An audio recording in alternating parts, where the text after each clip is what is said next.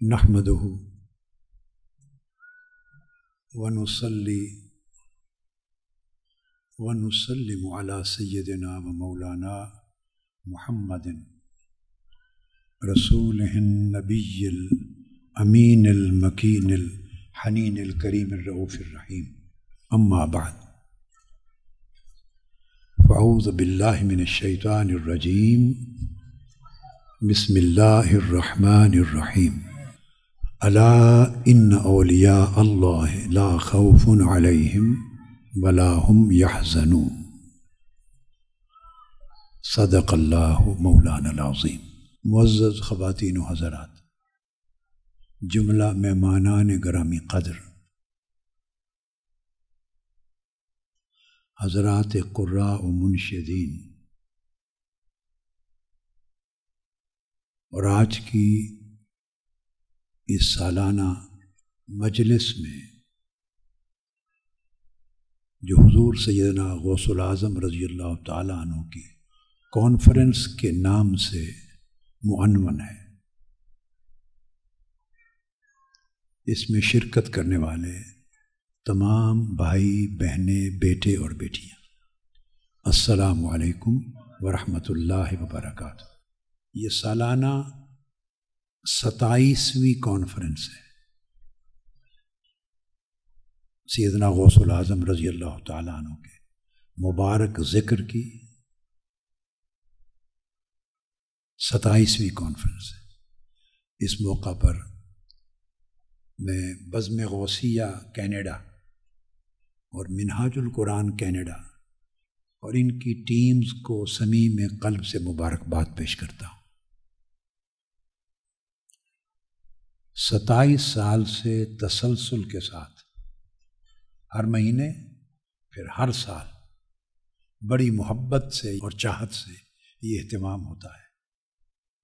اللہ رب العزت اس کی برکتوں اور سعادتوں سے انہیں اور ہم سب کو اور جملہ شرکت کرنے والوں کو اور دنیا بھر میں سننے والوں کو حصہ وافر عطا کرے اس کی برکتوں میں سے۔ آج کی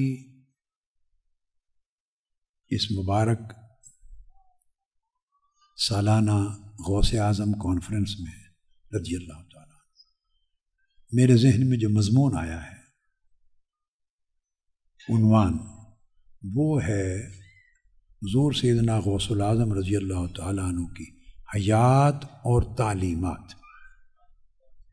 تو میں بلا تمہید اپنی بات آپ کی حیات طیبہ کے ذکر سے شروع کرنا چاہتا ہوں۔ حضور سیدنا غوث العظم شیخ عبد القادر جیلانی رضی اللہ تعالیٰ عنہ، ان کی ولادت 470 ہجری میں ہوئی۔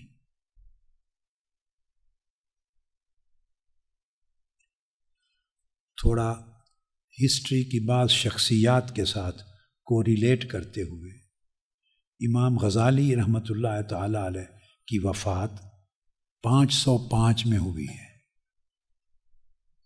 گویا امام غزالی اور حضور سیدنا غوث العظم رضی اللہ تعالیٰ عنہ تقریباً 35 برس آپ کی جوانی کے اور ان کی آخری عمر، ویسے بھی امام غزالی نے زیادہ عمر نہیں پائی تھی،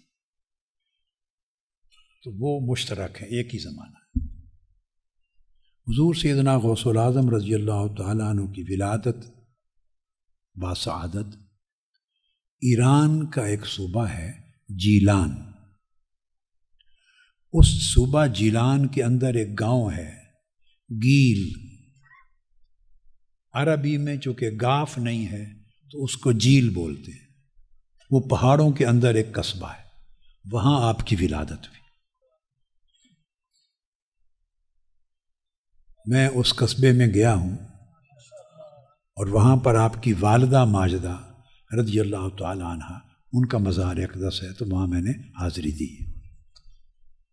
آپ کے والد گرامی کا مزار اس قصبے کے ارد گرد جو پہاڑ ہیں ان میں، پہاڑوں میں، حضور سیدنا غوث الاعظم رضی اللہ تعالیٰ عنہ 17 برس اپنی ولادت کے بعد اپنے قصبہ میں، جیلان کے گیل قصبہ میں رہے، اور ابتدائی تعلیم جیسے بچپن میں ہوتی ہے، قرآن مجید کی حفظ قرآن اور دیگر دینی تعلیمات وہیں حاصل کی۔ آپ کی عمر مبارک 18 سال تھی، تو میں نے کہا نا حیات اور تعلیمات، تو میں آپ کو گو تھرو کرواؤں گا تاکہ شخصیت کا ضروری گوشے آپ کے ذہن میں جم جائیں۔ جب آپ کی عمر مبارک 18 برس ہوئی تو علم اور ثقافت کا گہوارہ اور مرکز علم و ثقافت کا بغداد تھا۔ آپ کے والد گرامی وصال فرما چکے تھے، تو والدہ ماجدہ نے آپ کو 18 برس کی عمر میں حصول علم کے لیے بغداد بھیج دیا، تو آپ بغداد تشریف لے گئے۔ کس عمر میں؟ 18 برس کی عمر میں۔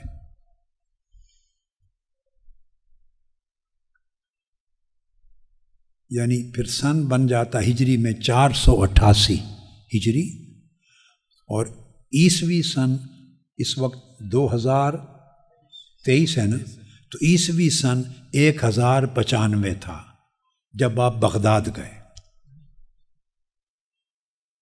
تو لگ بھگ 925 سال قبل آپ بغداد میں منتقل ہوئے، اور ولادت 18 برس سال پہلے ہوئی تھی۔ جب آپ بغداد تشریف لے آئے نوجوانی کی عمر میں، وہ زمانہ خلافت بنو عباس کا تھا،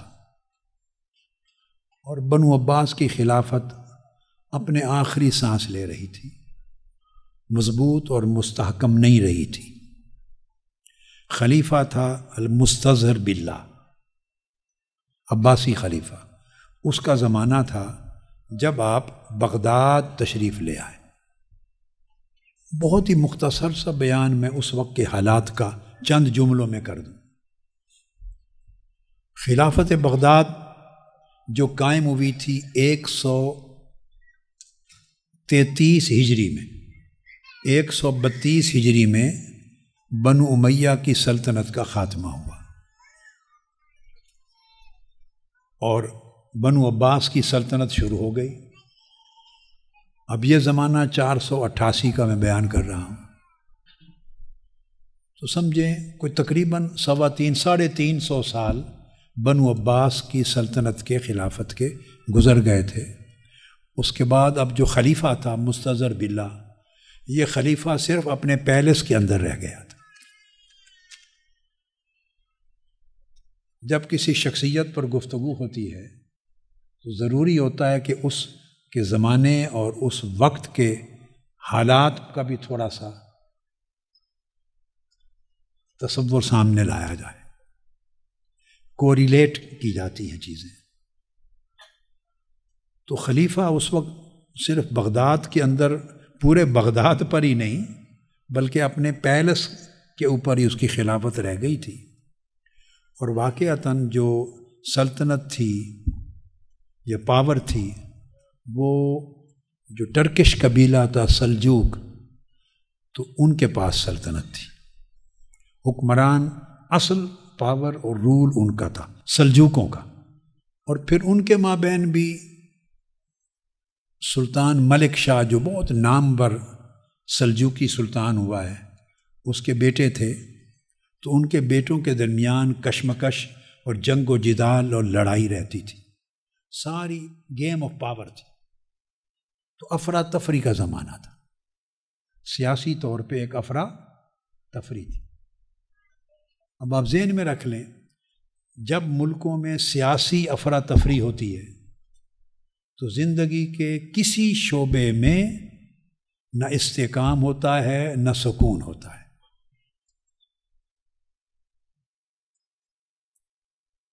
آپ پاکستان کے حالات کو دیکھ لیں، دنیا کے کسی ملک کو دیکھ لیں، جہاں سیاسی عدم استحکام ہوگا بلکہ افراتفری ہوگی اور جنگ و جدال ہوگا اور بے یقینی کی صورتحال ہوگی، وہ سیاسی صورتحال انفرادی اور اجتماعی طور پر انسانی معاشرے کے ہر شعبے کو تباہ و برباد کرتی ہے۔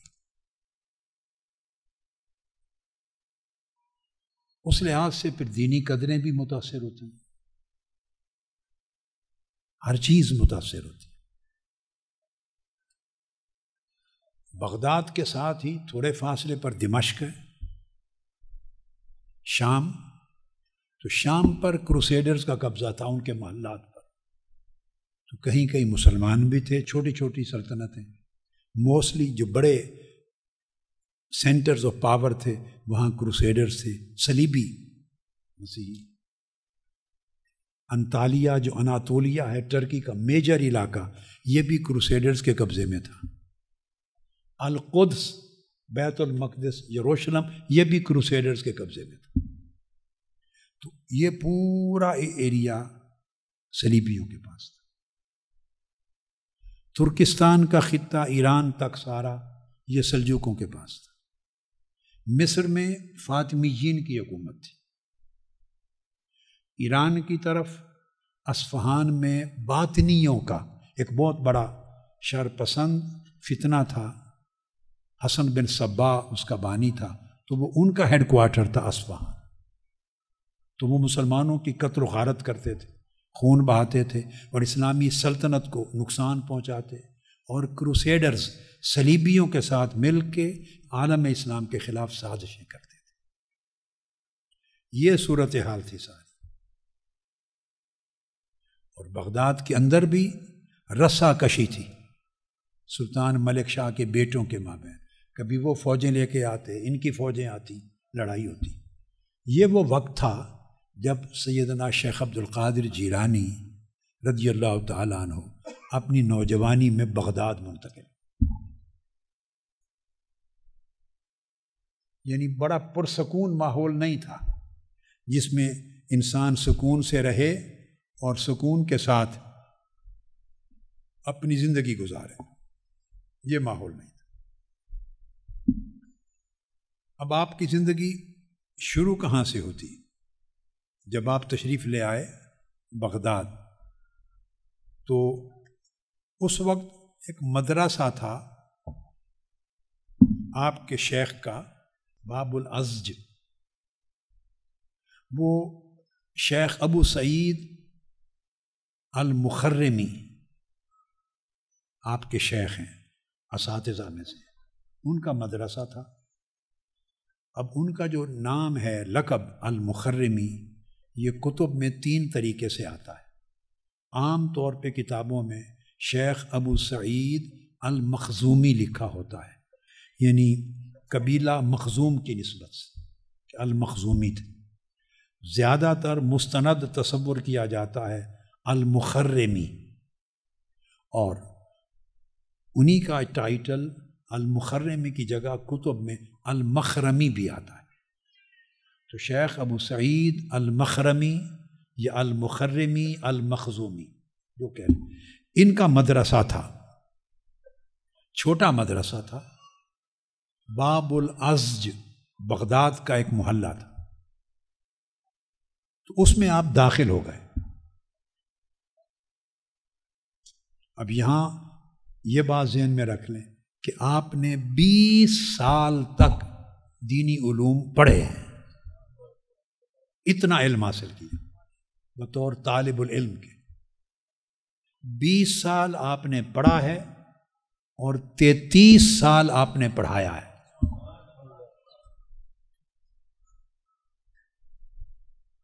اب یہ 2 جملے اکٹھے جوڑ دیے تاکہ بھولیں گے نہیں، اس سے آپ کو ان کی شخصیت کا اندازہ ہوگا۔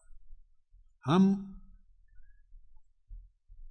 بر صغیر پاک و ہند کے لوگ خاص طور پہ، اور سنی العقیدہ لوگ، اولیاء صوفیاء کو ماننے والے، 11ویں شریف کرنے والے، میلاد شریف کرنے والے، ہمارے ہاں ان تمام طبقات میں بہت سے تصورات پس پردہ چلے گئے ہوئے ہیں، ہم انہیں نہ ڈھونڈتے ہیں، نہ جاننے کی کوشش کرتے ہیں، نہ خواہش رہی ہے، نہ ان تصورات کو سمجھنا چاہتے ہیں، اور اس کی جگہ پورا تصور مراسم رسوم کے اوپر قائم ہو گیا ہے۔ اور اولیاء کرام کی جو شناخت اور پہچان ہے وہ بھی رسوم کے ساتھ، کرامات کے ساتھ۔ ہماری پہچان اولیاء کی کرامت کے ساتھ ہے، ان کی استقامت کے ساتھ نہیں ہے۔ ہم اولیاء کو کرامت کے ذریعے جانتے ہیں، میرے جملے پہ توجہ کریں اور غور سے سمجھیں۔ ہم ان کا قد، اولیاء اللہ کا قد کرامت سے ناپنا چاہتے ہیں، جو کہ اولیاء کی تعلیمات کے خلاف ہے۔ اولیاء اور صوفیاء کی تعلیمات میں یہ چیز نہیں ہے کہ کسی ولی اللہ کی ولایت کا قد یعنی مقام و مرتبہ کرامت سے ناپا جائے۔ یہ معیار ہم نے گڑھا ہے، صوفیاء اور اولیاء کا نہیں ہے۔ ان کے ہاں ان کا قد یا ان کا مرتبہ کرامت سے نہیں، استقامت سے ناپا جاتا ہے۔ ان کی استقامت کتنی تھی؟ اور ہمیشہ کہا جاتا ہے الاستقامت فوق الکرامہ، استقامت کرامت سے بہت اونچی چیز ہے۔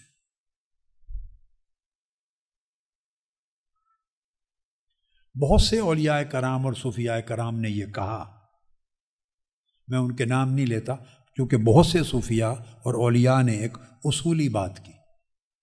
اس کا خلاصہ یہ، وہ کہتے ہیں کہ اگر ہوا میں اڑنا ولایت ہوتی تو پرندے سارے ولی اللہ ہوتے، دریاؤں پہ چلنا اگر کرامت ہوتی، ولایت ہوتی، تو مچھلیاں ساری ولی اللہ ہوتی۔ سمجھ آئی آشم جی؟ مقصد بات کا یہ ہے کہ ولایت کبھی بھی اسلام کی تاریخ علم میں کرامت سے نہیں ناپی جاتی تھی، ولایت ہمیشہ استقامت سے ناپی جاتی۔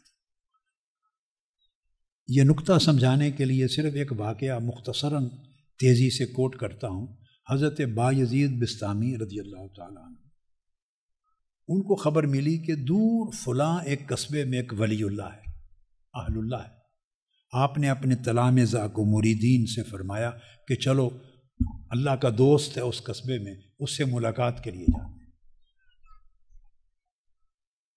اللہ کے دوست اللہ کے دوستوں سے ملاقات کے لیے جاتے تھے۔ آپ میری بات سمجھیں، کامن رشتہ کیا تھا دونوں میں؟ اللہ کا۔ اب ہم نے اس ذات کو، اللہ کو درمیان سے نکال دیا اور آپس میں ہی ہو گئے۔ اس کا نتیجہ کیا ہوا ہے؟ کوئی ولایت کا دعوے دار، پہلی بات تو یہ ہے کہ ولی کبھی دعوے دار نہیں ہوتا تھا۔ جو دعویٰ کرے وہ ولی نہیں ہے، جو دعویٰ کرے وہ ولی نہیں ہوتا، اور وہ صوفی نہیں ہوتا، وہ عارف نہیں ہوتا، وہ اللہ کا دوست نہیں ہوتا جو دعویٰ کرے۔ ولایت نام نفی دعویٰ کا ہے، اس میں دعویٰ کی نفی ہوتی ہے۔ تو ہم نے جب اللہ کو، اس رشتے کو ایک طرف کر دیا، تو آج ولایت اور تصوف کا دعویٰ کرنے والے آپ دیکھیں گے کوئی کسی دوسرے کو ملنے نہیں جاتا۔ پنجابی میں ایک جملہ بولتا ہوں، وہ کہتے ہیں اتھے تھوڑ سی، ساڑھے کول تھوڑ سی تینوں جو اتھے اس نو ملن گئے ہیں، تو بت بن گئے اندر، بت۔ ہم بتوں کی پوجا کرتے ہیں، من کے اندر میں اور انا کے بت ہیں۔ تصوف اسلام نے دیا تھا ان بتوں کو توڑنے کے لیے۔ ہم نے بتوں کے مندر اور سومنات بنا لیے اپنے اندر۔ کسی کو ملنے کوئی نہیں جاتا، وہ سمجھتا ہے میری ہتک ہے، میں اس کو ملنے جاؤں۔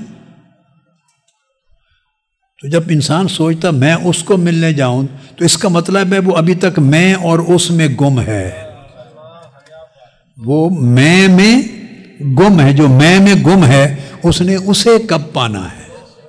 وہ اللہ کو کب پائے گا؟ وہ تو اپنی میں گم ہے، اپنی میں گم ہے۔ تو صوفیاء اگلے زمانوں میں، اور میں نے دیکھا میرے بچپن، لڑکپن، جوانی تک کی عمر میں کچھ لوگ جن میں ان کی کچھ نہ کچھ صفات، اوصاف، اخلاق کے حصے چلے آ رہے تھے، ان میں بھی دیکھا کہ تواضع اور انکساری تھی، ان میں نہیں ہوتی تھی۔ یہ میں نے اپنی جوانی کی عمر تک ایسے لوگ دیکھے کہ میں سے پاک تھے۔ تو میں بتا یہ رہا تھا کہ حضرت باجزید بسطامی نے کہا اپنے مریدین کو، چلیں بھائی، خبر ملی ہے وہاں اللہ کا ایک دوست رہتا ہے، اس سے ملنے چلتے ہیں۔ تو جب کوئی محبوب کے دوست کو دیکھنے جائے، یہ علامت ہے کہ واقعی یہ محبوب کا محبت کرنے والا ہے۔ سچی محبت ہوتی ہے تو محبوب کا دوست بھی پیارا لگتا ہے، اس کو دیکھنے کو جی کرتا ہے، اس کے ساتھ مل بیٹھنے کو جی کرتا ہے، اس کو تکنے کا جی کرتا ہے، اس کی باتیں سننے کا جی کرتا ہے۔ کیوں؟ یہ محبوب کے ساتھ ہم کلام ہوتا ہے۔ محبوب کے شہر کے در و دیوار بھی اچھے لگتے ہیں، مدینہ پاک کے در و دیوار، کوچہ و بازار اچھے لگتے ہیں نا؟ کیوں کہ یہ در و دیوار، یہ آثار ہیں محبوب کے۔ محبت ہو سچی تو محبوب کے شہر کے کوچہ و بازار اچھے لگیں، چے جائے کہ محبت ہو۔ اگر کوچہ بازار اچھے لگیں تو جو محبوب کے یار ہیں وہ کیسے اچھے نہیں لگتے ہوں گے؟ جو محبوب کے دوست یار ہیں، جو محبوب سے ہم کلام ہوتے ہیں، جو راتوں کو محبوب سے گفتگو کرتے ہیں، جنہیں محبوب ملتا ہے اور جو محبوب کے در پہ رہتے ہیں، جن کا تعلق قریب ہے، ان سے کیوں نہیں پیار کرتے ہوں گے؟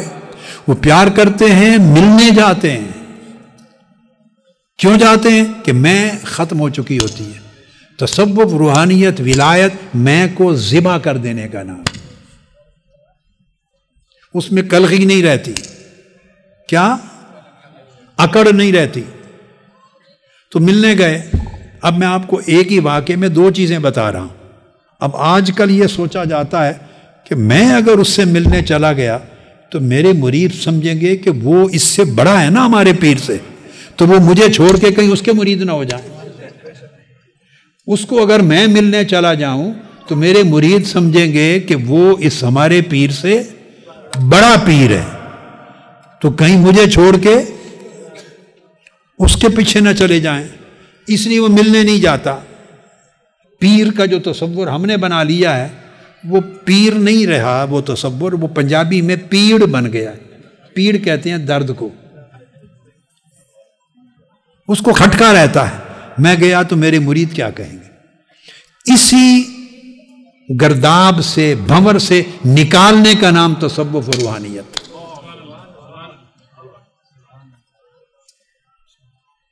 اسی گرداب سے نکالنے کا نام، اسی بھنور سے نکالنے کا نام روحانیت تھا۔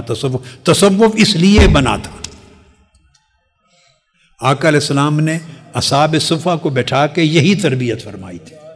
تو ایک تو یہ حصہ یاد رکھیں، تلامذہ کو، مریدوں کو لے کے دور سفر کر کے ملنے گئے، میں کی نفی ہو گئی نا۔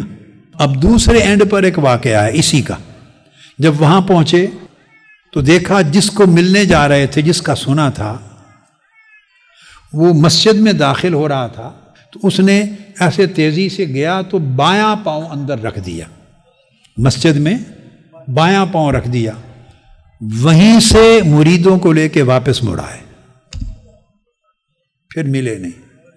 آپ دیکھیں اب اولیاء اور صوفیاء کے ہاں اصل قدر و قیمت کس شے کی تھی؟ مریدوں نے پوچھا آپ اتنا سفر کر کے آئے اس کو ملنے، اور وہ سامنے تھا تو واپس مڑ کے جا رہے ہیں۔ آپ نے فرمایا اس نے بایاں قدم اللہ کے گھر میں رکھ دیا۔ جس کو محبوب کے گھر کا ادب نہیں ہے اسے محبوب کا ادب کیا ہوگا؟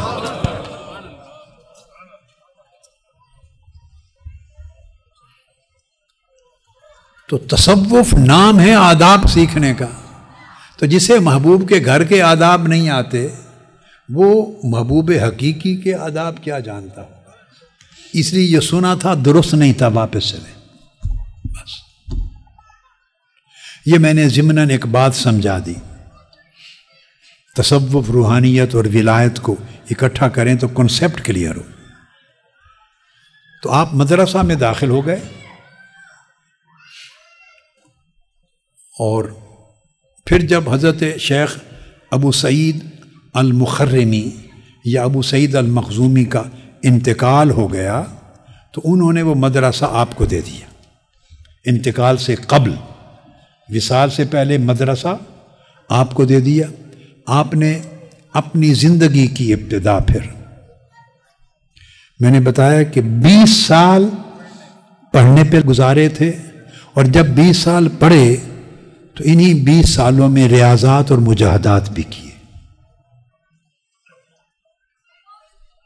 عشاء کے وضو سے نماز فجر کا پڑھنا، ساری رات اللہ کے لیے جاگنا، دین کے لیے جاگنا، پڑھنے کے لیے جاگنا، پڑھانے کے لیے جاگنا، اللہ اللہ کرنے کے لیے جاگنا، صرف ایک کام کے لیے نہیں، اللہ اور اس کے دین کے لیے جاگنا۔ 30-40 برس عشاء کے وضو سے فجر، یہ معمول۔ اور پھر جب مدرسہ بن گیا ان کی وفات کے بعد، تو آپ نے اس مدرسہ کی پھر بنیادوں میں توسیع کی، اس کو بڑا کیا، اور 528 ہجری میں اس مدرسہ میں توسیع ہو گئی تھی۔ اب آج اس کو چاہیں تو آج کی زبان میں مدرسہ کہہ لیں، چاہیں اس کو کالج کہہ لیں، چاہیں دارالعلوم کہہ لیں، ایجوکیشنل انسٹیٹیوشن۔ تو اب یہاں آپ کی حیات طیبہ کا پہلا عنوان ذہن میں رکھ لیں کہ آپ کی زندگی کی ابتدا اور 20 برس اور 33 برس، کتنے؟ 53 برس پڑھنے اور پڑھانے میں گزرے۔ میں نے کہا نا کہ برصغیر پاک و ہند میں ہم پہچانتے ہیں صرف کرامتوں کے حوالے سے، اور ان کی پوری زندگی اور حیات و تعلیمات نگاہ سے اوجھل ہو جاتی ہیں، اور ہم انہیں جاننا بھی نہیں چاہتے، چونکہ اگر تعلیمات کو جانیں گے اور ان کی سیرت اور حیات کو جانیں گے تو ان جیسا بننا پڑے گا، ان کی راہ پہ چلنا پڑے گا، ان کی تعلیمات کو قبول کرنا پڑے گا۔ وہ ہم کرنا نہیں چاہتے، اور دعوے دار بھی رہنا چاہتے ہیں کہ ہم ان کے ہیں اور وہ ہمارے ہیں۔ دعویٰ بھی رکھنا ہے کہ ہم ان کے ہیں اور وہ ہمارے ہیں، ٹھیکیداری بھی رکھنی ہے، ٹھیکیداری اور اجارہ داری بھی رکھنی ہے۔ اور وہ اجارہ داری تب بنتی ہے 2 چیزوں سے، ایک کرامتیں بیان کریں صرف، اور ایک رسمیں وضع کر دیں، رسمیں، رسوم، مراسم، اس سے کاروبار چلتا ہے۔ اس سے جتنے رسوم زیادہ بناتے چلے جائیں اس سے کاروبار بڑھتا چلا جاتا ہے، دکانداری بنتی چلی جاتی ہے۔ تو ہم ان ایریاز میں، ایک میں یا دوسرے میں یا تیسرے میں، ان ایریاز میں رہنا چاہتے ہیں۔ آگے اس لیے نہیں بڑھنا چاہتے کہ پھر مشقت کا کام ہے۔ ان کی زندگی کے حالات کو جان لیا تو لوگ کہیں گے کہ ان کی زندگی تو یہ تھی، آپ کی زندگی یہ ہے، اس میں کوئی جوڑ اور ملاپ بھی نہیں ہے، تو خالی دعویٰ ہی دعویٰ ہے، آپ کے نعرے ہی نعرے ہیں، رسمیں ہی رسمیں ہیں۔ حقیقت کا کیا تعلق ہے ان کی حیات کے ساتھ اور ان کی تعلیمات کے ساتھ، وہ مشکل ہے۔ اس لیے ہم تعلیمات سے بھاگتے ہیں، تعلیمات سے بھاگتے ہیں، چونکہ تعلیمات سے کاروبار نہیں چلتا۔ اب آپ دیکھ لیں 90 برس کے قریب آپ کی عمر مبارک ہے، اور آخری سال تک آپ نے تعلیم و تربیت جاری رکھی، واعظ و ارشاد جاری رکھا، تدریس جاری رکھی، آخری وقت۔ امام ابن قدامہ المقدسی اور بھی کئی محدثین وہ بیان کرتے ہیں کہ ہم آپ کی خدمت میں آئے آپ سے پڑھنے کے لیے، آپ کی حیات مبارکہ کے آخری 6 ماہ باقی تھے، وصال ہو گیا، ان آخری 6 ماہ میں ہم آپ سے پڑھے۔ 90 برس کی عمر تک ائمہ، محدثین، مفسرین، علماء کو پڑھاتے تھے۔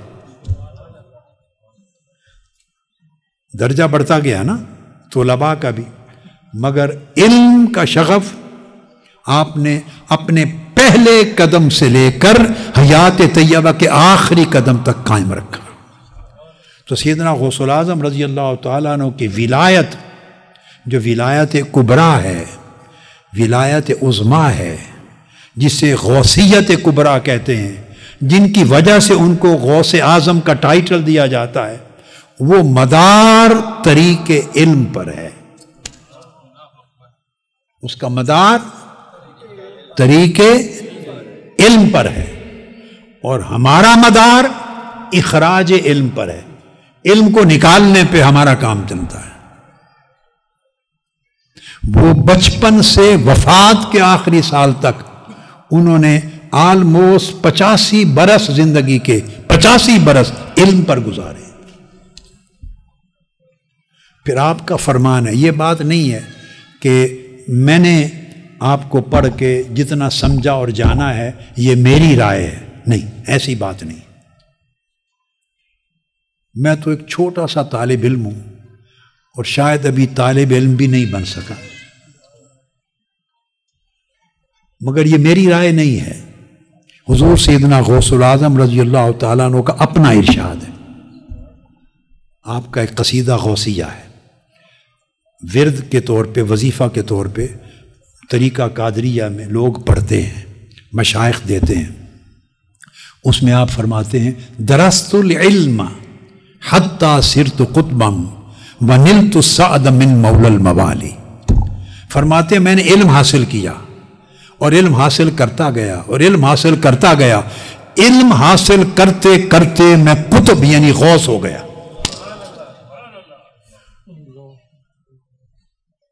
قطبیت کا مقام غوثیت کا ہوتا ہے۔ فرمایا علم حاصل کرتے کرتے طریق علم سے یعنی علم کے راستے سے میں مرتبہ غوث تک جا پہنچا، غوثیت کے مرتبے تک، اور اللہ کے جو مواہب اور عطائیں اور اس کی بارگاہ سے جو کچھ ملا اسی طریق سے ملا۔ تو آپ نے پھر جب مدرسہ کی توسیع کر دی، جب پڑھانا شروع کیا تو 2 3 4 طالب علموں کے پڑھانا شروع کی۔ اتنی چھوٹی مجلس، اس کا نخرہ بھی نہیں تھا۔ کیا؟ چونکہ تصوف، روحانیت اور ولایت جب یہ نصیب ہو جاتا ہے تو نخرہ ختم ہو جاتا ہے۔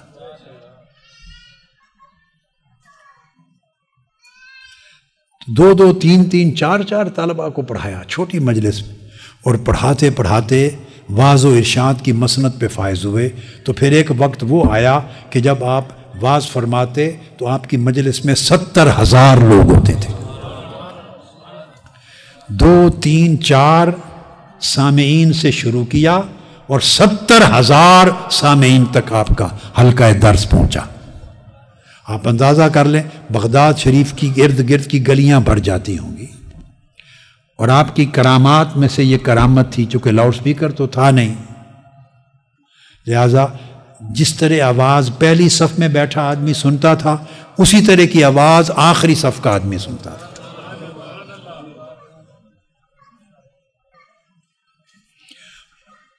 اور آپ ہر روز خود بنفس نفیس اپنے مدرسہ میں، آج کی لینگویج میں کہہ لیں کالج میں، دارالعلوم میں، ابھی یونیورسٹی تو نہیں کہہ سکتے اس کو، جو مرکز علم تھا آپ کا دارالعلوم، اس میں ہر روز 13 علوم آپ خود پڑھاتے تھے، خود پڑھاتے تھے۔ اتنے بڑے ٹیچر تھے، اتنے بڑے پروفیسر تھے، اتنے بڑے استاذ اور معلم تھے۔ آپ عظیم عالم تھے، عظیم مدرس تھے، عظیم مفسر تھے، عظیم محدث تھے، عظیم فقیہ تھے، عظیم متکلم تھے، عظیم مفتی تھے، عظیم صوفی تھے، عظیم زاہد و عابد تھے، عظیم عارف تھے، عظیم ولی تھے، عظیم ہیومینیٹیرین لیڈر تھے، عظیم مصلح تھے، عظیم مجاہد تھے۔ آپ کی شخصیت ہماگیر شخصیت تھی۔ ہم نے صرف ایک رخ صرف سامنے رکھا ہوا ہے، باقی سارے رخ ہماری نگاہوں سے وہ چلے۔ 13 علوم اپنے طلبہ یعنی علماء کو اور طلباء کو خود پڑھاتے تھے، اور باقی جیسے جیسے مدرسہ یا کالج بڑھتا چلا گیا تو پھر اور اساتذہ آپ ہی کے تلامذہ پڑھ کے مسند معلمیت پر فائز ہوتے گئے، تو پھر اور اساتذہ آتے گئے، طلباء پڑھتے گئے، اساتذہ بڑھتے گئے۔ اس میں علوم القرآن پڑھاتے، علم القرآن، علم التفسیر، علم الحدیث، علم الفقہ، علم الافتاء، اصول الفقہ، اسلامک جورسپروڈنس، اسلامک لا، یہ سارا علوم پڑھاتے۔ پھر اس طرح پھر آقا علیہ الصلوۃ والسلام کے دین کی مختلف برانچز جتنے علوم کی تھی وہ ساری پڑھاتے تھے۔ پھر علم الزہد، علم السلوک، علم التصوف، تزکیہ اور احسان کے علوم، یہ سارے پڑھاتے۔ اب آپ حیران ہوں گے، ایک اس سے آگے بات کرنے لگا، صرف یہی نہیں پڑھاتے تھے، آپ کے مدرسہ میں، آپ کے کالج میں بعد میں اس کا نام مدرسہ باب الشیخ اور مدرسہ تو شیخ عبد القادر الجیلانی ہو گیا۔ جو شیخ ابو سعید مخزومی کا مدرسہ تھا یا شیخ ابو سعید المخرمی کا، وہ پھر آپ کے نام سے منسوب ہو گیا مدرسہ شیخ عبد القادر الجیلانی۔ بعد میں آپ نے اس مدرسہ کے ساتھ توسیع کر کے ایک بڑی مسجد تعمیر کروائی، پھر ایک خانقاہ اور لنگر خانہ تعمیر کروایا، ہاسٹل بنوایا، خود ہاسٹل، رہائشی درسگاہ بنائی، تو مسجد تعمیر ہوئی۔ اس مسجد کے 7 بڑے بڑے گنبد تھے، بغداد شہر میں اس کو 7 گنبدوں والی مسجد کہا جاتا تھا۔ مسجد القباب السبع، 7 گنبدوں کی مسجد، جو معروف نام جامع شیخ عبد القادر الجیلانی، اور یہ وہ مدرسہ ہے اور مسجد جہاں اس وقت آپ کا مزار پاک ہے۔ پھر اس کا نام باب الشیخ ہو گیا، پہلے باب العز کہلاتا تھا علاقہ، اور توسیع ہوئی تو باب الشیخ ہو گیا اس محلے کا نام۔ اچھا، یہ تو علوم دینی تھے، شرعی، جو آپ پڑھاتے اور جو اس مدرسہ میں پڑھائے جاتے۔ ان کے علاوہ اسپیس سائنسز پڑھائی جاتی تھی۔ حضور سیدنا غوث العظم رضی اللہ تعالیٰ عنہ کے مدرسہ میں اسپیس سائنسز یہ پڑھائی جاتی تھی، آسٹرانومی پڑھائی جاتی تھی۔ اس مدرسہ کے اندر یہ علوم پڑھائے جاتے، جیالوجی پڑھائی جاتی تھی، زمین کے اندر جو کیا کیا ہوتے ہیں خزانے، جیالوجی پڑھائی جاتی، جیمالوجی پڑھائی جاتی، پتھروں کے علم سارے۔ اس کے علاوہ میں نے بتایا سوشیالوجی پڑھائی جاتی تھی۔ آپ کے مدرسہ باب الشیخ، مدرسہ شیخ عبد القادر الجیلانی میں سائنس آف کانفلکٹ ریزولوشن پڑھائی جاتی۔ اگر لوگوں میں اختلاف ہو جائے، تنازع ہو جائے، اس کو پیسفلی ریزالو کیسے کرنا ہے، ڈسپیوٹ کو پیسفلی سیٹل کیسے کرنا ہے، یہ سبجیکٹ پڑھایا جاتا تھا۔ آپ جدیدیت دیکھیں، کبھی اس پرسپیکٹو میں کسی نے سوچا کہ غوث العظم شیخ عبد القادر جیلانی کون ہیں اور کیا ہیں؟ علم کے سارے چشمے آپ کے مرکز سے پھوٹتے تھے، دینی علوم کے بھی، دنیاوی علوم کے بھی، یہ سارے علوم وہاں پڑھائے جاتے۔ پھر مدرسہ جب بڑھ گیا، مسجد بنا دی، پھر ایک بہت بڑی لائبریری قائم کی، بہت بڑی لائبریری قائم کی۔ لاجیکل سائنسز پڑھائی جاتی تھی، منطق اور علم الکلام۔ آپ نے اس مدرسہ کے لیے، اس بہت بڑے اسلامک کالج کے لیے، پھر آپ نے وسائل، ریسورسز کریٹ کیے۔ یہاں پر ایک بات کہنا چاہتا ہوں، اس سے آپ کی عظیم ہستی اور شخصیت کا ایک اور پہلو نکھر کے سامنے آئے گا۔ یہ جو دور ہے، یہ اب سلاجقہ کا دور ہے، یعنی سلجوقی حکمرانوں کا، اور آپ کے زمانے سے پہلے سلجوقی سلطنت تھی، سلطان ملک شاہ، اس کا وزیر اعظم تھا نظام الملک، اور امام غزالی کا زمانہ تھا۔ آپ کی جوانی کی عمر کے اندر نظام الملک نے سلجوق سلطنت کے وسائل سے بغداد میں مدرسہ نظامیہ قائم کر دیا تھا. یہ پہلی یونیورسٹی تھی، اسلامک یونیورسٹی ہم کہہ سکتے ہیں. تو مدرسہ نظامیہ پھر بغداد کے علاوہ اصفہان اور دیگر علاقوں میں 7 مختلف شہروں میں 7 اسلامی بڑے بڑے مدارس بنائے گئے یا اسلامک یونیورسٹیز، جن سے درس نظامی کا یا مدارس نظامیہ کا نام چلتا ہے. وہ ان کا بانی نظام الملک طوسی تھا، طوس کا رہنے والا تھا. طوس علاقہ ہے ایران میں جہاں سیدنا امام علی رضا کا مزار اقدس ہے، مشہد مقدس. اس پورے علاقے کو طوس کہتے تھے. تو نظام الملک طوسی وزیر اعظم تھا سلطان ملک شاہ سلجوقی کا.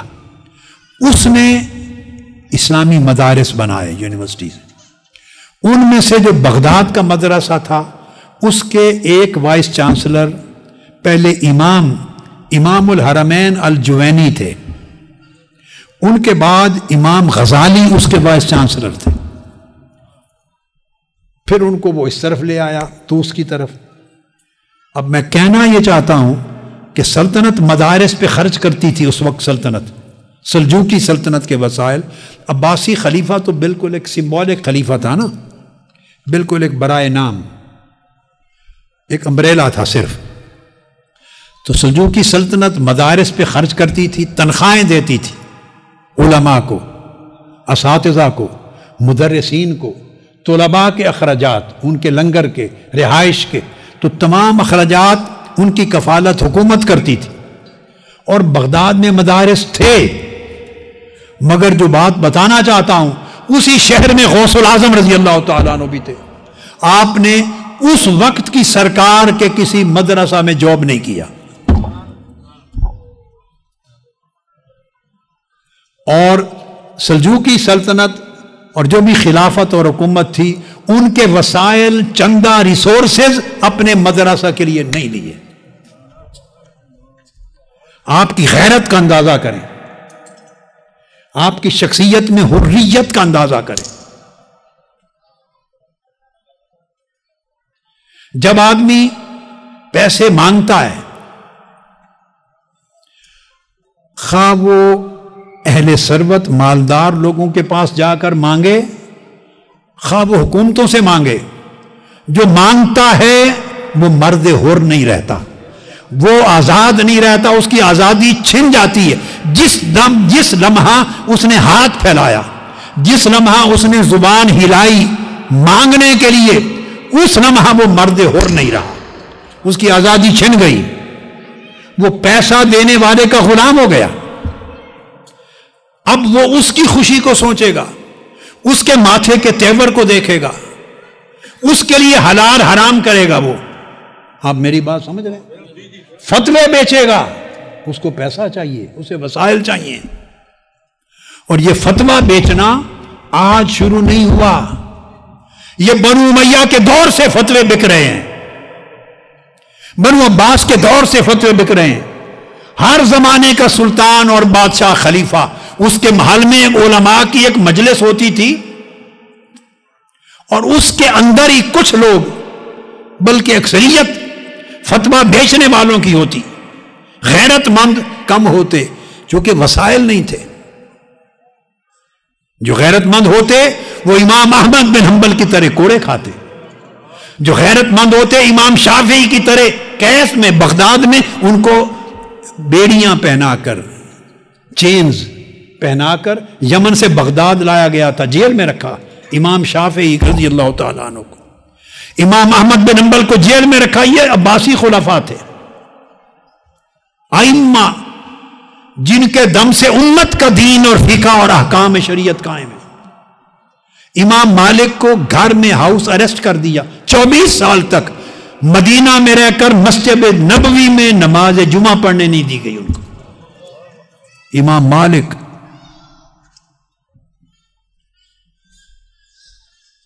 امام اعظم ابو حنیفہ کو جیل میں ڈال دیا گیا.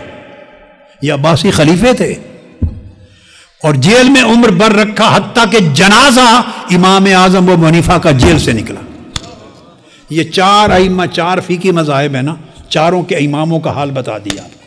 حنفی امام اعظم ابو حنیفہ کا جنازہ جیل سے اٹھا۔ کیوں اٹھا؟ اس لیے کہ حکمرانوں کے سامنے سر نہیں جھکایا، حکمرانوں کی بات نہیں مانی، اپنا علم نہیں بیچا، اپنی حریت اور آزادی نہیں بیچی۔ جب اللہ کو مان لیا تو جو اللہ کو سچے دل سے مانتا ہے اس کا سر اللہ کے سوا کسی بندے کے آگے نہیں جھکتا، اس کی غیرت نہیں بکتی، وہ مرد حر ہوتا ہے، وہ آزاد ہوتا ہے، اس کو ایسا ہونا چاہیے کہ دنیا ڈرے اس کے رعب سے۔ تو امام اعظم کا جنازہ جیل سے اٹھا۔ امام مالک 24 سال گھر میں محصور رہے، ہاؤس اریسٹ رہے مدینہ پر۔ امام شافعی نے جیل کاٹی، امام احمد بن حنبل نے جیل بھی کاٹی، کوڑے بھی کھائے۔ یہ چاروں فقہی مذاہب کے بانیان کا حال ہے۔ باقیوں کو تو پھر تذکرہ سبجیکٹ نہیں ہے، یہ میں نے اشارے دیے ہیں آپ کو۔ تو فتوے اس وقت بھی بکتے تھے جب یزید نے امام علی مقام علیہ السلام کو شہید کرنے کے لیے منصوبہ بنایا ہوگا، اریسٹ کرنے کا، اور مدینہ سے نکالا، تو اس وقت بھی فتوے بکے ہوں گے۔ ابن زیاد کے دربار میں بھی فتوے بکے ہیں، ہوں گے نہیں، بکے ہیں ایکچول۔ جب کوئی بڑا قدم سلطان اٹھاتا ہے، بادشاہ وقت، تو وہ اس زمانے روایت تھا جو کہ اسلام کا نام یوز کرنا ہے، دین کا نام، فتویٰ یوز کرنا ہے، تو فتوے بکتے تھے۔ تو جب آپ مدد لیتے ہیں تو آپ کی آزادی ساتھ چلی جاتی ہے۔ بیلنس کر کے چلنا بڑا مشکل ہو جاتا ہے، اور بعض امور میں پھر آپ بول نہیں سکتے، چپ رہتے ہیں، بالکل خاموش رہتے ہیں۔ لہذا حضور سیدنا غوث الاعظم رضی اللہ تعالیٰ عنہ، قطب ربانی، غوث سمدانی، محبوب سبحانی، سیدنا شیخ عبد القادر الجیلانی، ان کی غیرت نفس، عزت نفس، آزادی، حریت اور مقام و مرتبہ اس اینگل سے دیکھیں کہ وسائل نہیں ہیں۔ سرکار اس وقت کی حکومت و سلطنت دینی علوم کے فروغ کے لیے خرچ کر رہی ہے، مدارس کھول رہی ہے، اساتذہ کو تنخواہیں دیتی ہے، طلباء کے خرچے دیتی ہے، مدارس میں فائنانشل ہیلپ کرتی ہے، مگر اسی شہر میں آپ مدرسہ بناتے ہیں مگر ایک پائی سرکار سے نہیں لیتے۔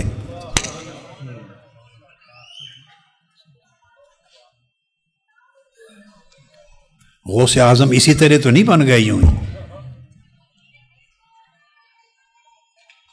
تو آپ نے پھر اپنا اوقاف بنایا، جو آپ کے شاگرد تھے، مریدین تھے، متوسلین تھے، معتقدین تھے، وہ اپنے پرائیویٹ ریسورسز، ذرائع دیتے، آپ نے ایک نظام وضع کیا، اور اس اپنے پرائیویٹ نظام کے ساتھ، ان ریسورسز کے ساتھ اپنا مدرسۃ الشیخ عبد القادر الجیلانی چلایا۔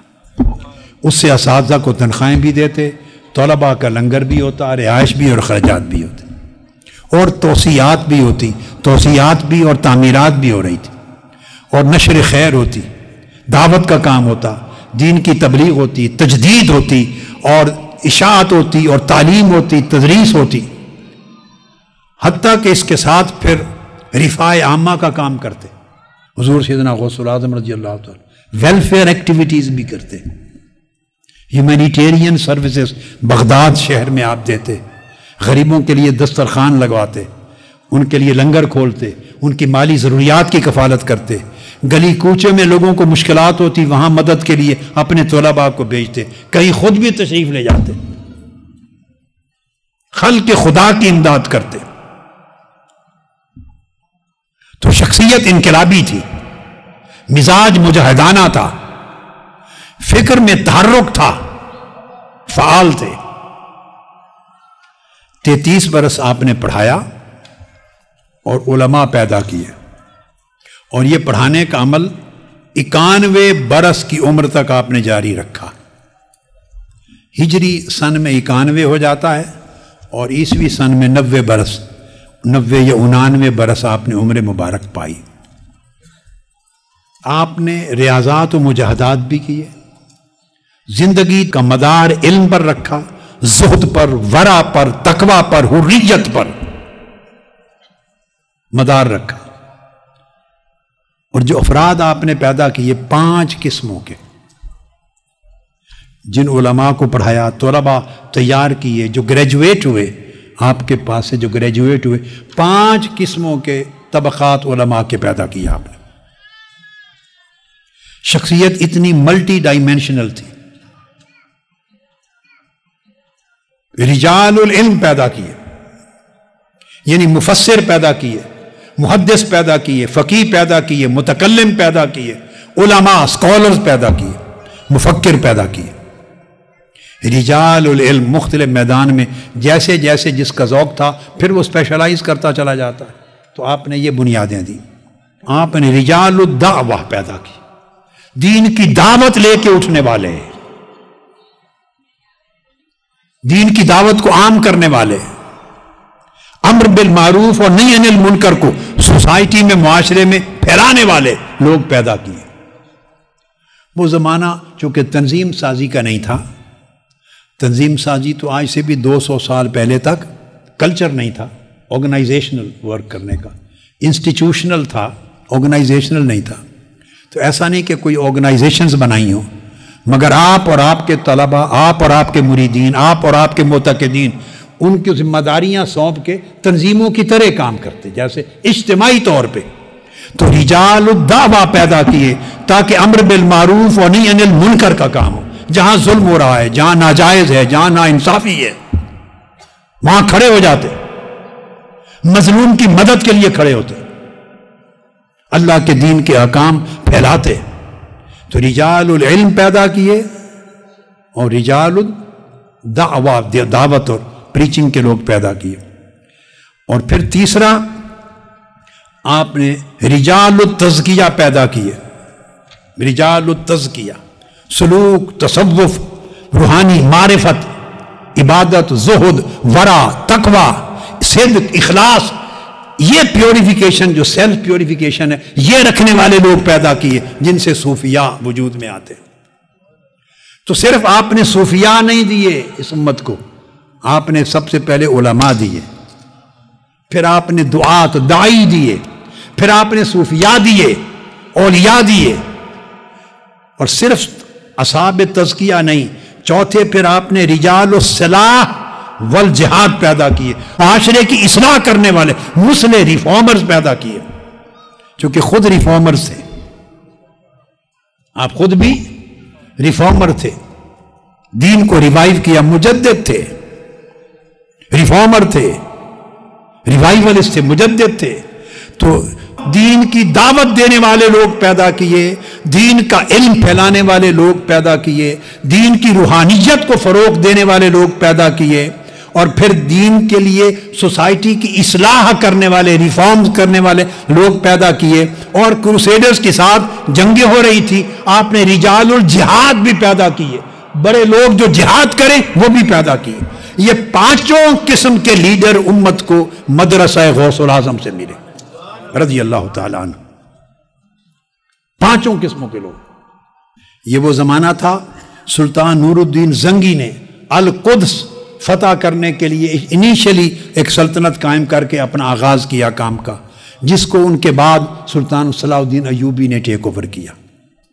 حضور سیدنا غوث العظم رضی اللہ تعالیٰ عنہ کے تلامذہ بیت المقدس کی آزادی میں پیش تھے، آپ کے شاگرد مدرسہ غوث العظم سے گریجویٹ ہونے والے سلطان نور الدین زنگی کے ساتھ اور بعد ازاں سلطان صلاح الدین ایوبی کے ساتھ اس صلاح الدین ایوبی کے جیش لشکر کی فرنٹ لائن پر حضور غوث العظم کے طلاب تھے، تقریباً 4000 کے قریب آپ کے طالب علم اس میں شریک تھے، فتح بیت المقدس کرنے والوں میں۔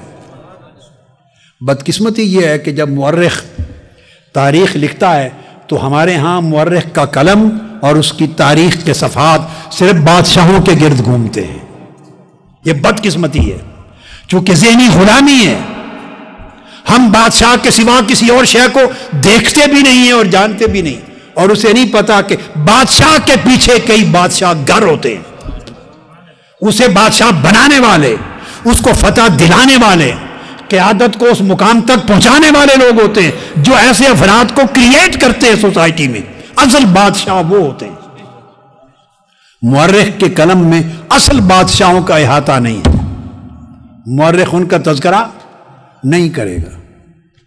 جب مورخ سلطنتوں کی کتاب لکھتا ہے تو وہ سلطانوں کے گرد گھومتی ہے، خلفاء خلیفوں کے گرد گھومتی ہے، وہ امراء گورنروں کے گرد گھومتی ہے اور ان کے جنگ و جدال کے گرد گھومتی ہے۔ مگر جن لوگوں کی وجہ سے اسلامی سلطنت کو سکون ملا، اعتدال ملا، استحکام ملا، فروغ ملا، اسلامی کلچر بڑا، ثقافت بڑی، اسلامی تعلیمات عام ہوئی، مسلمانوں کی مسلمانیت محفوظ ہوئی، ان کو اپنے احاطہ قلم میں مورخ نہیں لیتا، بدقسمتی۔ اس لیے القدس کی فتح کا جتنا تذکرہ آئے گا وہ سیاسی ایڈونچرز کا تذکرہ ملے گا، مگر اس میں وہ سپاہی، وہ کمانڈرز، وہ سولجرز، لڑنے والے، ان میں کون کون تھے، کہاں کہاں سے آئے تھے، کہاں کہاں سے تعلیم و تربیت لے کے آئے تھے، موٹیویشن کہاں سے لے کے آئے تھے، اس کا کوئی تذکرہ نہیں ملے گا۔ 4000 کے قریب طلباء سولجرز القدس کی فتح میں مدرسہ غوث الاعظم کے گریجویٹس میں سے تھے۔ میں چند 2 4 5 کا نام ایک تاریخی ریفرنس کے طور پہ کوٹ کر دیتا ہوں۔ ابن نجا الواعظ علی بن ابراہیم بن نجا زین الدین ابو الحسن الدمشقی، حضور غوث الاعظم رضی اللہ تعالیٰ عنہ کے تلامذہ میں سے، آپ کے شاگردوں میں سے، یہ صلاح الدین ایوبی کے پولیٹیکل اور ملیٹری ایڈوائزر تھے اور فتح بیت المقدس میں فرنٹ لائن کے لیے۔ صلاح الدین ایوبی کے پولیٹیکل اور ملیٹری ایڈوائزر تھے۔ میں نے پورا نام آپ کو بتا دیا نا۔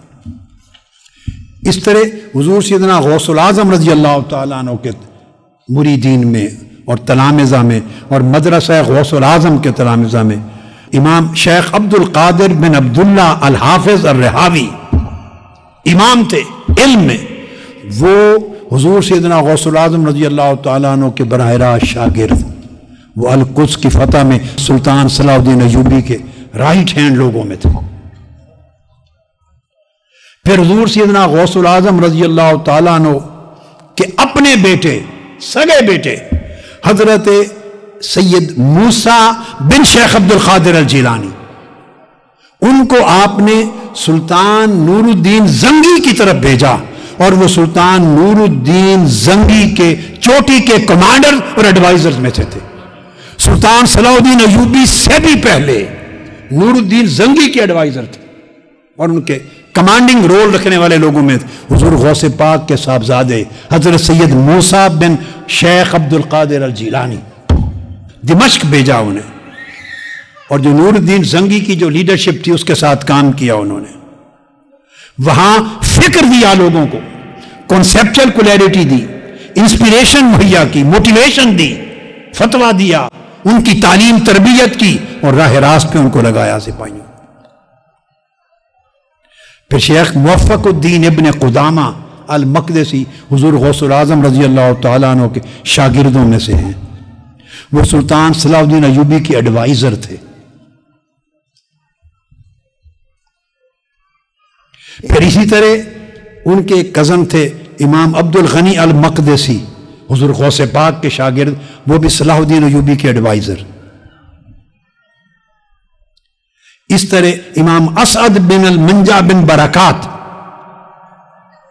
ابو المعالی التنوخی، حضور غوث پاک رضی اللہ تعالیٰ عنہ کے شاگرد، یہ بھی سلطان صلاح الدین ایوبی کے کمانڈرز میں سے اور ایڈوائزرز میں سے تھے۔ پھر امام حامد بن محمود بن حامد الحرانی، یہ سلطان نور الدین زنگی سے لے کر آگے سلطان صلاح الدین ایوبی تک، یعنی جتنے معرکے القدس کے فتح کے یروشلم کے ہوئے ہیں، یہ کمانڈنگ اور ایڈوائزری شپ کے رول کے لوگ تھے بڑے۔ آپ اپنے طلباء کو اس انداز کی تربیت دیتے، آپ کا فوکس جو تربیت پہ تھا وہ انڈیویجول تربیت بھی کرتے اور اجتماعی حلقات میں تربیت بھی کرتے، اور دیکھتے کہ ایک آدمی میں کیا کیا خلل ہے، کیا کیا نقص ہے، کیا کیا اس کی شخصیت، طبیعت اور مزاج میں خرابی ہے، اکارڈنگلی اس کو لائن پہ اصلاح کے لیے لگاتے۔ کس کس پہلو سے انحراف ہو سکتا ہے اس پر فوکس کرتے، اور مین فوکس تھا لوگوں کے دلوں سے حب دنیا کو، لوگ دنیا کے پجاری نہ بنے، اس کے خلاف آپ کا ہمیشہ باز ہوتا۔ دولت اور دنیا کی پوجا نہ کرو، दौलत और दुनिया और हिर्स के बुतों को तोड़ दो, बेनियाज हो जाओ। आपने हमेशा बेनियाजी, अल्लाह पे तवक्कुल, तकवा, हुर्रियत की दावत दी और तरबियत दी। और सबसे बड़ा उस वक्त, जैसा कि मैंने कहा, एक कल्चर चला आ रहा था, सलातीन वक्त की तरफ लोग दौड़ते थे, उलमा उनसे इमदाद लेते थे और उनके सामने झुकते थे। बड़ी अजीब अजीब रसूम थी। उनके खिलाफ सैयदना गौसुल आज़म रज़ी अल्लाह तआला अन्हु ने जिहाद किया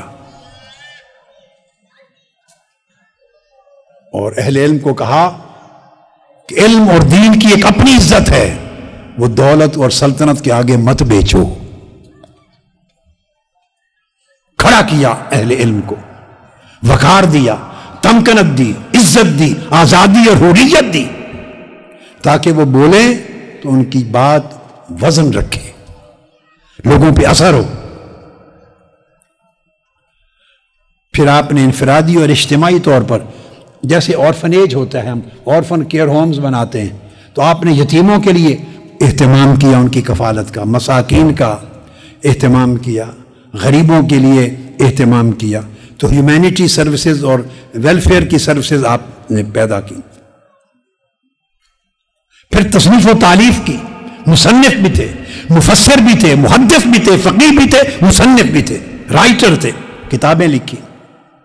और आपने जो जनरेशंस पैदा की, खिर्रीजीन की, अपने ग्रेजुएट्स की, एक नई इल्मी नस्ल दी उस वक्त ज़माने को, अमली नस्ल दी, इस्लाही नस्ल दी, मुतहर्रिक और जिहाद का फिक्र रखने वाली नस्ल दी और बड़ी गैरतमंद शऊर रखने वाली नस्ल दी उलमा को। और आपने इस तरह उस ज़माने में तजदीद और इहया किया इस्लाम का। ये आपकी ज़ात अक़दस के हवाले से कुछ बातें थीं जो ज़रूरी हद तक मैंने इख्तिसार के साथ बयान की। चूँकि मैंने कहा कि पहले 20 बरस आपने पढ़ा और 33 बरस आपने पढ़ाया। एक तवील फहरिस्त है आपके असातिज़ा की, जिन जिन शयूख से पढ़ा, उलूमुल कुरान जिनसे पढ़ा और उलूमुल तफसीर, उसकी तवील फहरिस्त है कुतुब के अंदर।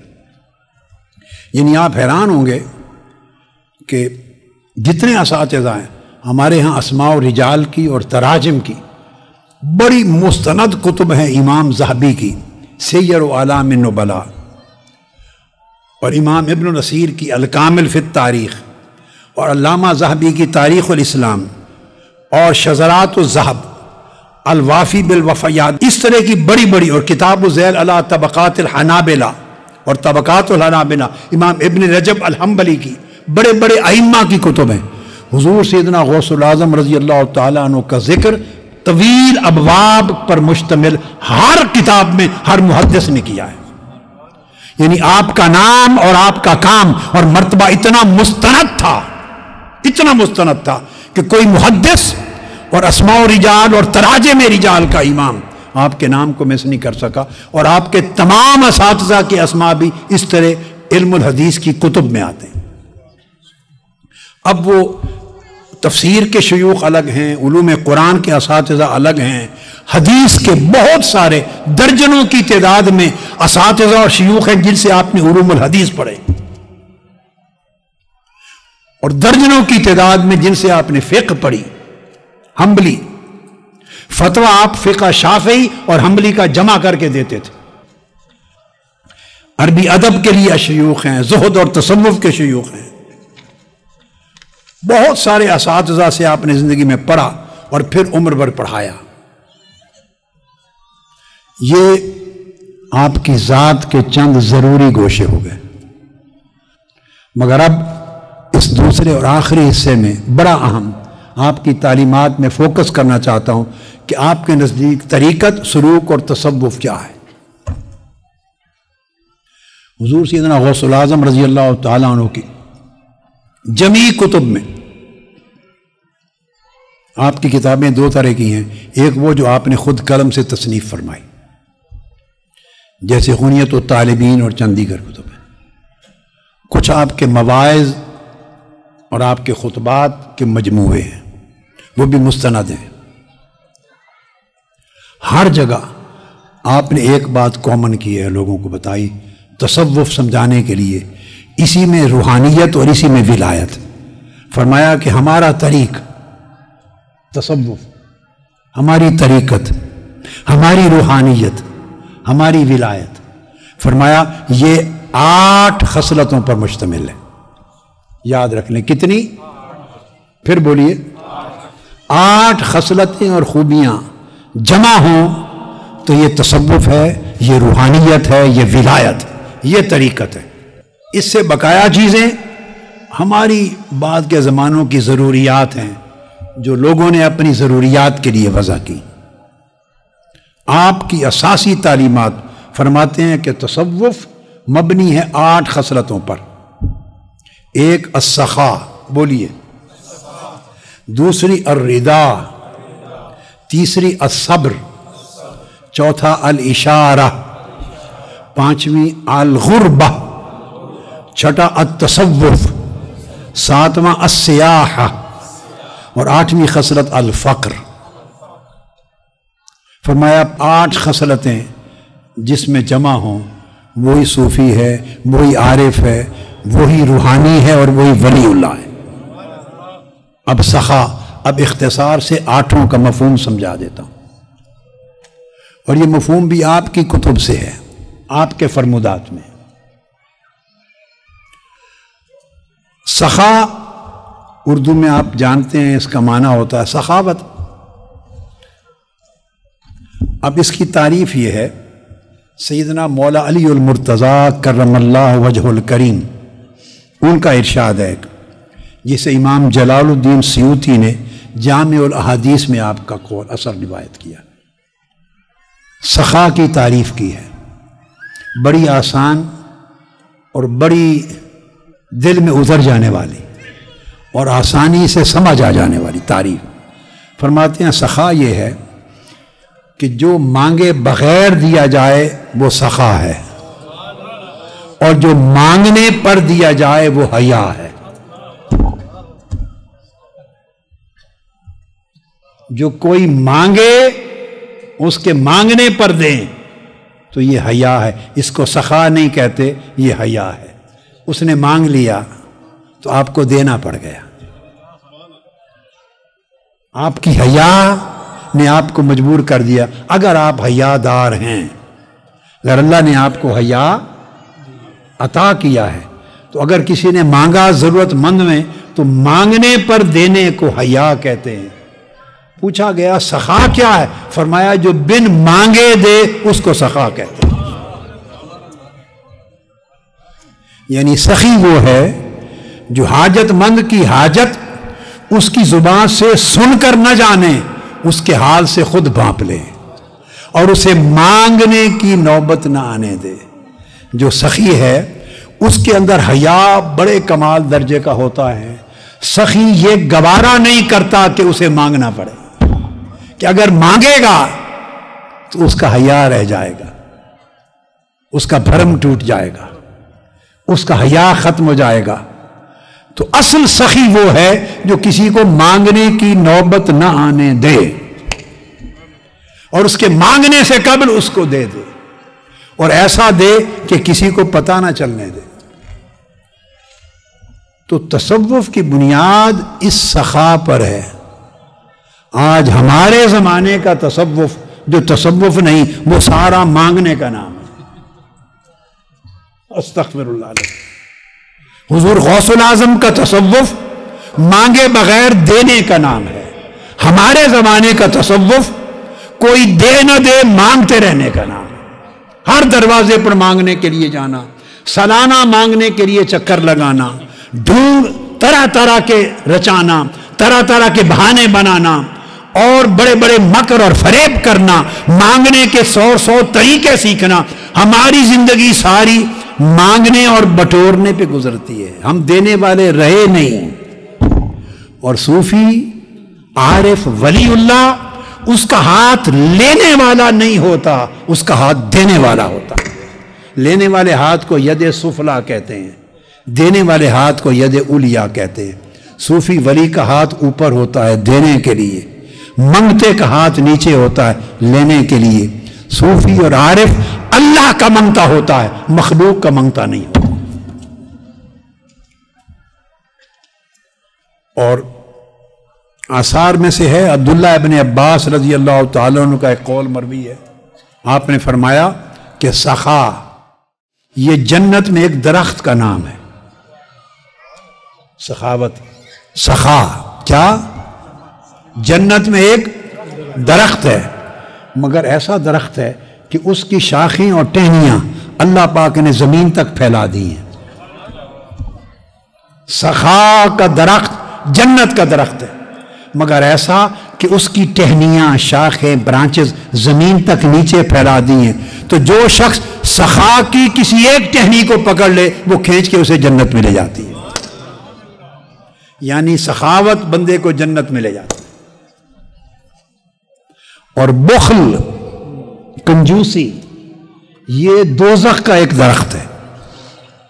بخل دوزخ کے ایک درخت، اس کی شاخیں بھی اللہ نے زمین تک پھیلا دی ہیں، تو جو بخل کی درخت کی کوئی شاخ پکڑ لے وہ کھینچ کے دوزخ میں لے جاتی ہے بندے کو۔ بخیلی، کنجوسی بندے کو دوزخ میں پھینکتی ہے، سخاوت بندے کو جنت لے جاتی ہے۔ صوفیاء سخی ہوتے ہیں، بخیل نہیں ہوتے ہیں۔ تصوف سخاوت کا نام ہے، بخل کا نام نہیں ہے۔ آقا علیہ السلام نے فرمایا، حدیث پاک ہے طبرانی میں، فرمایا کہ تمہارا دین دو خصلتوں کے بغیر کبھی سنور نہیں سکتا۔ اے دین دارو، تمہاری دین کی زندگی دو خوبیوں اور خصلتوں کے بغیر سنور نہیں سکتی، ایک سخا اور ایک حسن الخلق۔ ایک تمہارے اندر لازم ہے کہ سخاوت ہو، تمہارا دروازہ ہر ایک کے لیے کھلے رہے، اور تم دینے والے بنے رہو، لینے والے نہ بنو۔ اور ایک حسن خلق، جس سے برتاؤ کرو شفقت اور محبت اور نرمی تواضع کا برتاؤ کرو۔ اس لیے حضور سیدنا غوث العظم رضی اللہ تعالی عنہ کا دروازہ ہر وقت یتامہ کے لیے، مساکین کے لیے، غریبوں کے لیے کھلا رہتا، اور آپ کی سب سے بڑی عبادت تھی لوگوں کو کھانا کھلانا۔ یہ عبادت تھی آپ کی، لوگوں کو کھانا کھلانا، محتاجوں کی حاجت روائی کرنا، ہمہ وقت دسترخوان بچھانا۔ لوگ غریب بھوکے آپ کے دسترخوان پہ جمع رہتے، اور فقراء کے ساتھ بیٹھ کر آپ کھانا کھاتے، غریبوں کے ساتھ کھانا کھاتے۔ رات دن آپ کا دروازہ غریبوں، محتاجوں، سائلوں کے لیے کھلا رہتا تھا۔ اور کوئی درہم و دینار گھر میں ہوتا تو رات بستر پہ نہ جاتے، بستر پہ جانے سے پہلے اسے خرچ کر دیتے۔ یہ سخاوت تھی۔ اس کی 5 قسمیں ہیں، یہ بڑی امپورٹنٹ ہے، یہ بنیاد ہے پورے تصوف کی، روحانیت اور ولایت کی۔ سخاوت 5 طرح سے ہوتی ہے، بولیے۔ پہلی سخاوت زبان کی سخاوت۔ صوفی وہ ہوتا ہے جس کی زبان سخی ہوتی ہے، بولیے، جس کی زبان سخی ہوتی ہے۔ زبان کی سخاوت کیا ہے؟ وہ دوسرے کی اچھائی بیان کرنے میں کنجوس نہیں ہوتا۔ ہم دوسرے کی اچھائی بیان کرنا پڑ جائے تو مر جاتے ہیں۔ ذکر بڑے کرتے ہیں، تسبیحاں بڑی رولتے ہیں، ختم بڑے کرتے ہیں، مزارات پہ بہت جاتے ہیں، عرس کرتے ہیں، بیعتیں کرتے ہیں، طریقت کے نام لیتے ہیں، مگر کسی دوسرے کی اچھائی آپ کی مجلس میں کوئی کر دے، یعنی اس وقت پیروں کا کیا حال ہے؟ آپ کسی پیر کی مجلس میں کسی دوسرے پیر کی اچھائی، بھلائی، نیکی بیان کر دیں، آپ کا سر قلم کر دیں۔ برداشت نہیں ہے کسی دوسرے کی اچھائی، یعنی زبان ہر ایک دوسرے کی اچھائی، اس میں سخی ہونا، یہ تصوف اور روحانیت کی اساس ہے۔ اور جس سے بات کریں یہ سخاوت ہے زبان کی، دل جوئی کی بات کریں، جس سے بلائیں محبت اور شفقت کے ساتھ بلائیں، ٹوٹے ہوئے دل آپ کے لفظوں سے جڑیں۔ ہم بولتے ہیں تو جڑے ہوئے دل ٹوٹتے ہیں، ٹوٹے ہوئے دل جڑیں۔ مایوس دلوں کو آس امید پیدا ہو آپ کی زبان سے، پیار کی بات کریں، شفقت کی بات کریں، سخاوت کی بات کریں، بھلائی کی بات کریں، تعریف کی بات کریں، حوصلہ افزائی کی بات کریں، لوگوں کو ہوپ دلائیں، یہ ہے زبان کی سخاوت۔ صوفی زبان کا سخی ہوتا ہے، دوسرے کی بھلائی بیان کرنے اور حوصلہ افزائی کرنے میں وہ کبھی کنجوس نہیں ہوتا۔ کیوں؟ یاد رکھ لیں کہ اس کو تھریٹ نہیں ہوتا، کوئی اسے تھریٹ نہیں ہوتا، وہ کسی سے مرعوب نہیں ہوتا، اسے کوئی کمپلیکس نہیں ہوتا۔ جو ابھی دنیا کے کمپلیکس میں مبتلا ہے اس نے آزاد ہو کر مولا سے کب ملنا ہے؟ اللہ سے اس کی نکاح اور ملاقات کب ہونی ہے؟ وہ تو ان جھنجھٹوں سے جان چھوٹے گی تو اللہ کی راہ کا مسافر بنے گا، مسافر ہوگا تو پھر جا کے واصل ہوگا، اس سے ملے گا۔ ہم تو اس گورکھ دھندے سے آزاد نہیں ہیں، تمہارا تصوف ایسا دھوکہ دہی بن گیا، دھوکہ دہی ہے، رسم رواج ہے، کھانے پینے کا کام ہے، بس اور کچھ نہیں۔ اللہ معاف کر دے۔ تو ایک تو زبان کی سخاوت، اب دوسری دل کی سخاوت، سخاء القلب۔ پھر صوفی کا دل سخی ہوتا ہے۔ اب آپ سوچیں کہ دل کی سخاوت کیا ہے؟ سارا کچھ تو زبان کی سخاوت میں آ گیا، بولیے، سارا کچھ زبان کی سخاوت میں آ گیا، تو دل کی سخاوت کیا ہے؟ تو تصوف فرماتے ہیں دل کی سخاوت یہ ہے کہ جو صوفی ہے، صاحب تصوف ہے، صفا رکھنے والا، اس کے دل میں کسی کے لیے بغض نہیں رہتا، دل میں کسی کے لیے کینہ نہیں رہتا، دل میں کسی کے لیے نفرت نہیں رہتی، دل میں کسی کے لیے حقارت نہیں رہتی۔ دل کا سخی وہ ہوتا ہے جس کا دل تنگ نہیں ہوتا، اس کا دل سمندروں کی طرح وسیع ہوتا ہے، معاف کر دیتا ہے، معاف کر دیتا ہے، اور معافی بھی اس کے معافی مانگنے سے پہلے۔ سخا کی شرط سمجھا رہا ہوں، مانگنے کے بعد معاف کیا تو کیا معاف کیا۔ مثال دے رہا ہوں، ایسے کسی شخص کو وظیفہ دیا کہ جس سے غصہ قابو ہو جائے، طبیعت میں نرمی، عفو درگزر، معافی، تواضع، انکساری آ جائے، تو وظیفہ پڑھنے والا اگر دوسرے نے غصے کی بات کر دی تو اس کو کہے، آنکھیں سرخ کر کے کہے کہ میں وظیفے تے ہاں، وظیفہ پڑھ رہے ہیں، اگر وظیفہ نہ پڑھ رہے ہوں تو میں تیری میں 10 دیندہ تو چیز کی ہیں، تو وظیفے کی ایسی تیسی کر دی نا۔ ہماری اس طرح کی طبیعت ہے، ہم دل میں بغض رکھتے ہیں، کینہ رکھتے ہیں، دل میں حسد رکھتے ہیں۔ صوفی حسد نہیں رکھتا، صوفی دل میں تکبر نہیں رکھتا، صوفی دل میں حقد اور تنگی نہیں رکھتا۔ صوفی کیسا ہوتا ہے؟ وہ زمین کی طرح ہوتا ہے۔ صوفی بولیے، صوفی یعنی صاحب تصوف، صاحب تصوف، وہ زمین کی طرح ہوتا ہے۔ اور وہ زمین کی طرح کیا کہ آپ سارے پاؤں سے لتار لتار کے زمین چلتی ہے، مگر زمین کبھی آپ کے پاؤں کو تکلیف نہیں دیتی۔ سب زمین کو لتار لتار کے چلتے ہیں، مگر زمین ہمیشہ بچھے رہنے کا نام ہے۔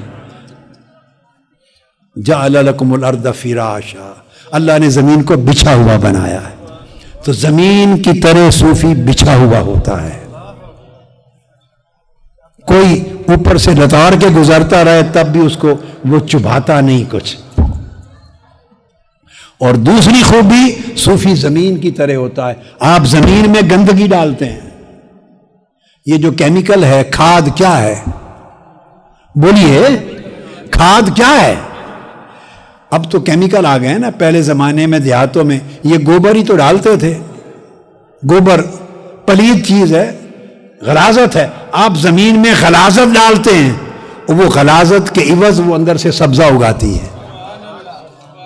آپ غلاظت ڈالتے ہیں، وہ غلاظت کا بدلہ آپ کو سبزہ دیتی ہے۔ تو تصوف کسی کی غلاظت کو نہیں دیکھتا، وہ اپنے سبزے کو دیکھتا ہے۔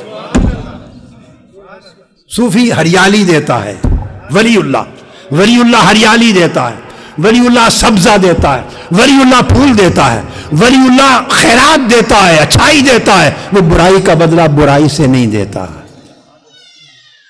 یہ زبان کی سخاوت اور یہ دل کی سخاوت۔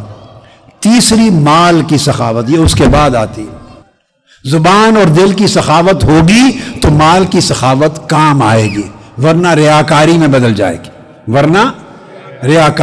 جائے گی، مال خرچ کرتا ہے دوسرے پر، مال میں بخل نہیں کرتا۔ چوتھا، معاملہ کی، برتاؤ کی سخاوت۔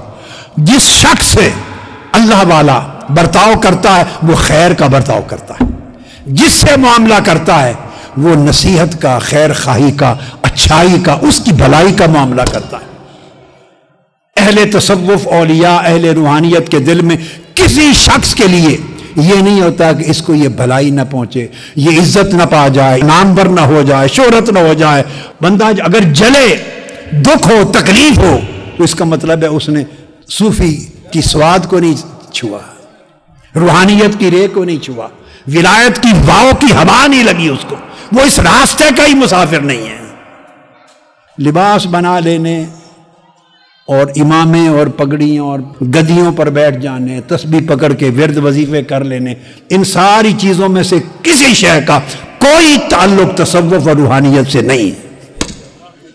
تو برتاؤ کی سخاوت دیکھو صوفی کو اس کے برتاؤ سے کہ انسانوں کے ساتھ اس کا برتاؤ کیا ہے۔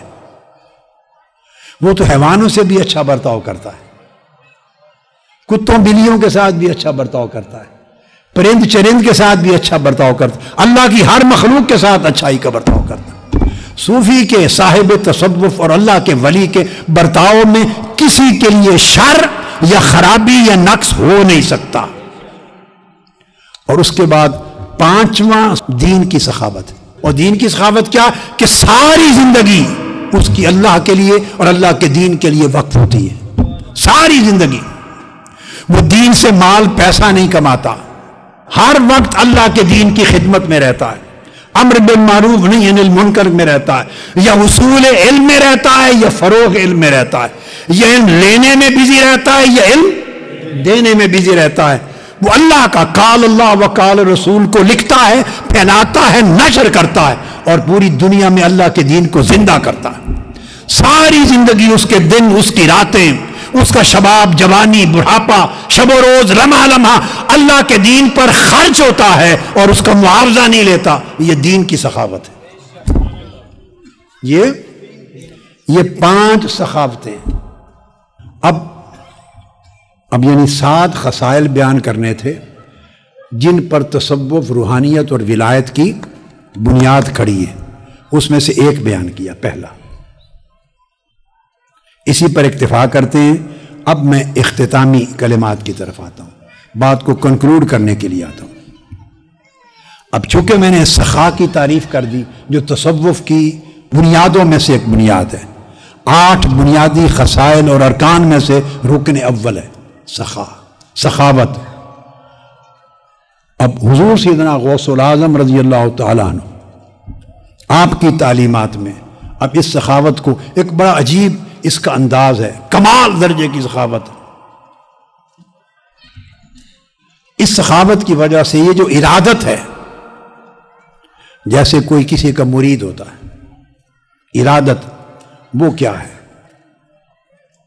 اب میں اسی سخاوت سے کوریلیٹ کر کے بات کو چونکہ ختم کرنا چاہ رہا ہوں اینڈ پر، تو اسی کے ساتھ جوڑ رہا ہوں کہ سخا کا کمال ہے نظام ارادت میں بھی۔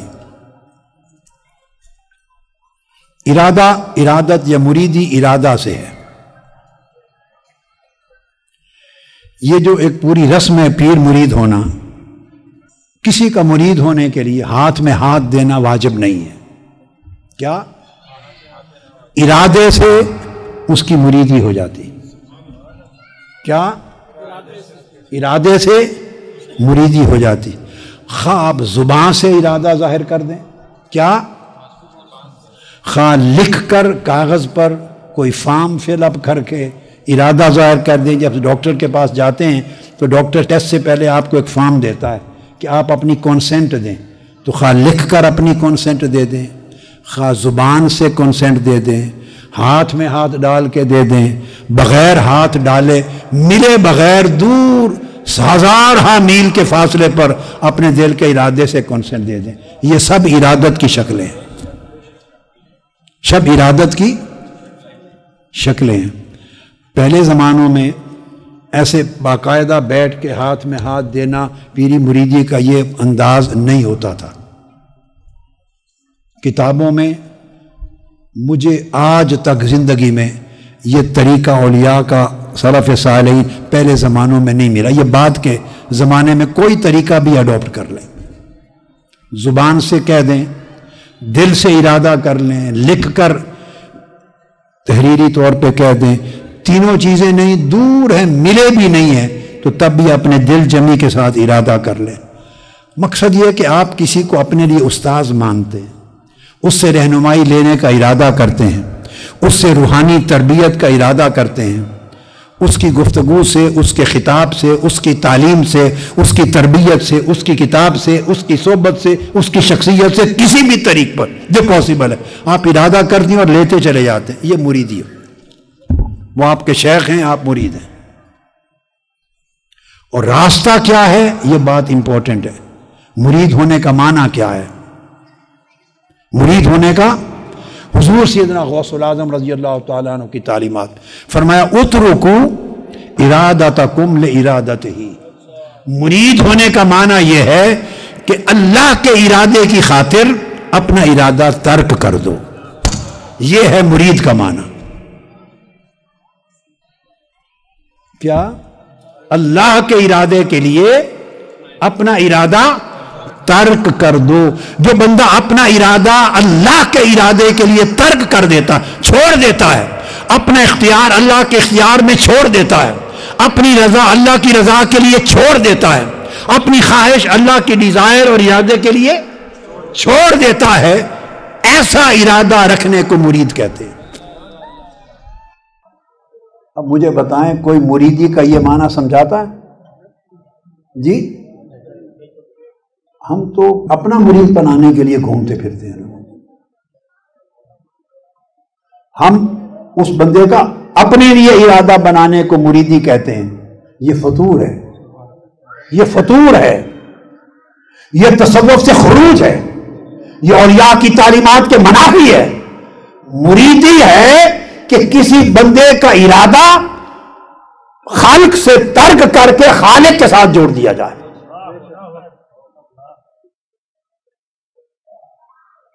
اس میں تو سب سے پہلے جو شیخ ہے وہ اپنا دھیان ختم کرتا ہے، وہ اپنے طالب کو، شاگرد کو، مرید کو اللہ کے ارادے میں فنا کرتا ہے۔ حضرت بایزید بستامی رضی اللہ تعالیٰ عنہ کو خواب میں اللہ رب العزت کی زیارت ہوئی۔ اللہ رب العزت نے خواب میں پوچھا، بایزید ماذا ترید، تمہارا ارادہ کیا ہے، تمہارا کیا چاہتے ہو؟ آپ نے عرض کیا، یا اللہ انی ارید ان لا ارید الا ما ترید، اے مولا میں یہ چاہتا ہوں کہ میں کچھ بھی نہ چاہوں سوائے جو تو چاہے۔ میں پھر ترجمہ کر رہا ہوں، انی ارید ان لا ارید الا ما ترید۔ یہ مرید ہونے کا معنی حضرت بایزید بستامی نے سمجھا دیا، یہی حضور سیدنا غوث العظم نے بتایا۔ غنیت الطالبین میں باب قائم کیا آپ نے کہ مرید کون ہوتا ہے۔ یہ تعریف جو بتا رہا ہوں یہ حضور سیدنا غوث العظم رضی اللہ تعالیٰ عنہ نے پورا باب قائم کیا۔ اب یہ مریدی ہے کہیں دنیا میں؟ بولیے۔ کاروبار ہیں ہمارے، اس لیے سب سے پہلے شعور کی آنکھ کھولنے کی ضرورت ہے۔ میرا کام کسی کو خوش کرنا یا ناخوش کرنا نہیں، خدا کے لیے کوئی ناخوش نہ ہو میری بات سے، میرا منصب ہے، میری ذمہ داری ہے۔ اگر یہ باتیں امت کو، مخلوق کو، ملت کو، قوم کو سمجھاتے بغیر چلا گیا، اللہ میرا مواخذہ کر دے گا۔ میں اللہ کی بارگاہ میں کیا جواب دوں گا کہ تجھے سمجھ دی تھی، تم نے لوگوں تک کیوں نہیں پہنچائی ہے؟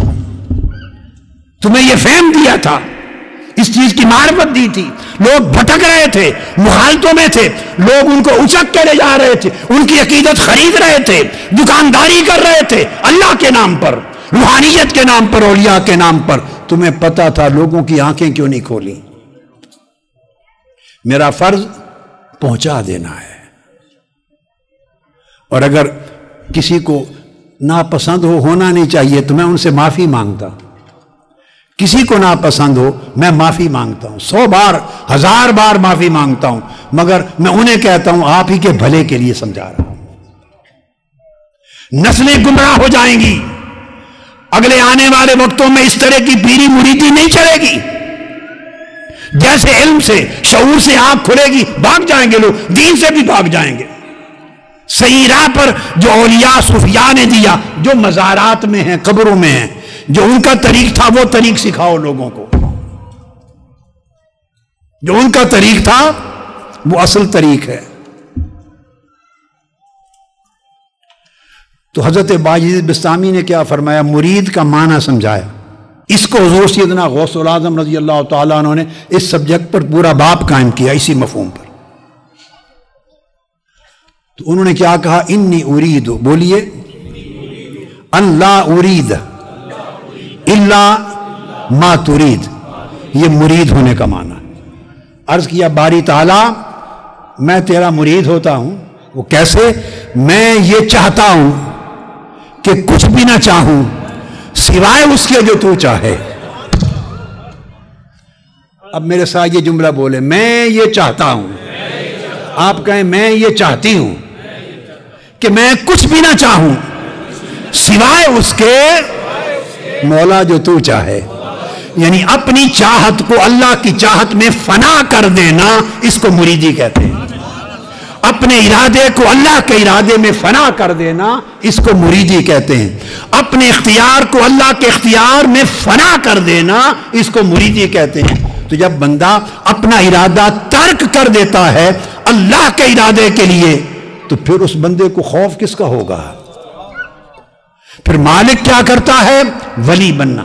جب بندہ مولا کا سچا مرید ہو گیا تو اللہ اعلان کرتا ہے میرے بندے تو آج سے میرا ولی ہے، میں تیرا ولی ہوں. میں تیرا نگہبان ہو گیا، میں تیرا نگہبان ہو گیا. اب تو میرے کام کا رکھوالا ہے، میں تیرے کام کا رکھوالا ہوں. اس رشتے کو ولایت کہتے ہیں. جب بندے کا یہ رشتہ اللہ سے قائم ہو جاتا ہے کہ مولا مجھے کوئی چیز نہیں چاہیے، بس تو ناراض نہ ہو، اور مجھ سے وہ لے جو تو چاہے، میں وہ چاہوں جو تو چاہے، وہ ارادہ کروں جو ارادہ تو کرے، وہی کروں جس کا حکم تو کرے، میری منشا وہی ہو جو تیری رضا ہو، اور تیری رضا کے ڈائریکشن سے ہٹ کر نہ کبھی سوچ سکوں نہ کچھ کر سکوں. جب بندہ ارادہ الہی میں اور رضا الہی میں یوں فنا ہو جاتا ہے تو ایک تعلق بندے کا اللہ سے قائم ہوتا ہے. اب وہ جو تعلق قائم ہوتا ہے ادھر سے جواب آتا ہے بندے کو کہ میرے بندے تو نے اپنے ارادے میرے لیے ترک کر دیے، آج کے بعد میرے سارے ارادے تیرے لیے ہو گئے. تو نے اپنے لیے سوچنا بند کر دیا، اب میں تیرا رکھوالا ہوں. تو میرے دین کا، میرے حکم کا رکھوالا ہے، نگہبان ہے، میں تیرے امر کا نگہبان ہوں. اس طرح بندہ اللہ کا ولی ہو جاتا ہے، اللہ بندے کا ولی ہو جاتا ہے. یہ ہے پہلا اصول تصوف، روحانیت اور ولایت کا. تو تصوف اور ولایت کے ذریعے جس چیز کو ترک کرنا تھا ہم نے اس چیز کو اختیار کر لیا ہے، اور جسے اختیار کرنا تھا اس کو ترک کر دی. ہم نے ساری گنگا الٹی چلا دی ہے. اللہ پاک ہم سب پہ رحم کرے، اپنا فضل فرمائے.